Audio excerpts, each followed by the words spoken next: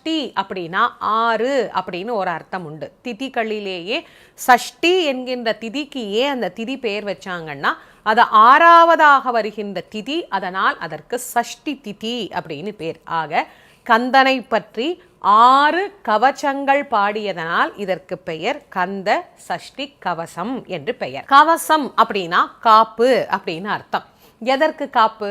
ஒரு போருக்கு செல்லக்கூடிய போர் வீரன் தன்னுடைய உயிரை காப்பாற்றி கொள்ள வேண்டும் என்பதற்காக கவசம் அணிந்து கொண்டு போருக்கு செல்வது அப்படிங்கிறது வழக்கம்.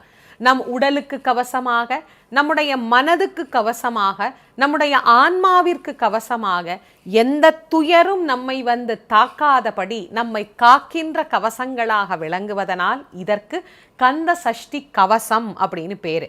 பெயருக்கே இவ்வளவு சிறப்பு இருந்ததுன்னா இந்த பாடலுக்கு எவ்வளவு சிறப்பு இருக்கும்? முருகப்பெருமான விரும்பி, முருகப்பெருமான் நமக்கு கண்ணெதிரே